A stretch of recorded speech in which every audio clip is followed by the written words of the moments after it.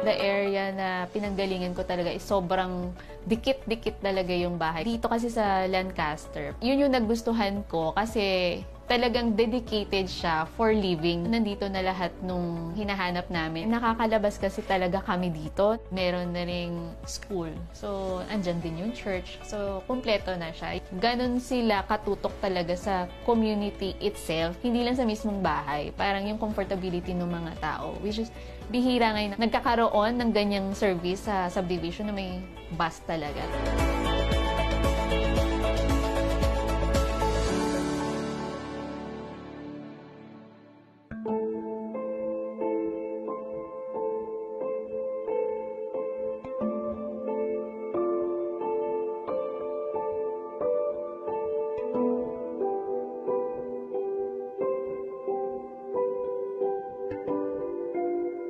Honestly, tinatamaan din ako minsan ng parang depression. Hanggang kailan to? Previously, may mga nangyari sa family namin about health. Natatakot din ako na anytime mawalan ng trabaho yung asawa ko. Yan yung usapan namin ng husband ko. Sabi ko, what if dun tayo naabutan ng lockdown sa Makati? Baka hindi ako makatagal, talagang magpupumilit akong umuwi.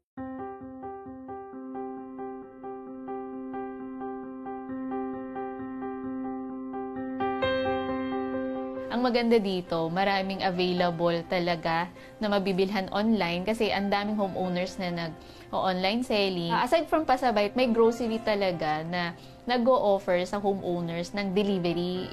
I-message nyo lang sa kanila kung ano yung item na gusto nyo. Saka additional, hindi lang isang na siya, grocery. Right now, we have 3 na aside sa mga maliliit na convenience store.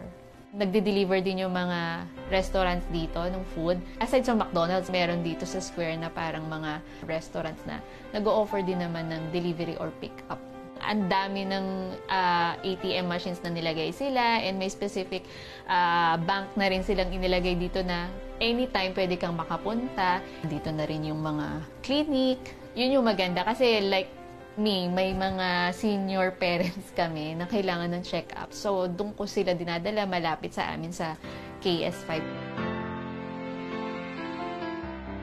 Naka-establish din kami ng mga extended family here na talagang kahit hindi mo sila blood related, parang considered family mo sila. So, talagang marami kaming naging kaibigan din dito.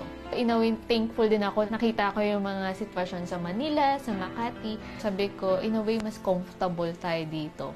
Kasi limited yung mga nakakasalamuha mo. Kasi may bahay kayo, hindi siya congested. Pag nakita ko talaga yung nangyayari, positive pa rin ako kasi thankful ako na mas marami talagang comfortability na nararanasan kami compared to others.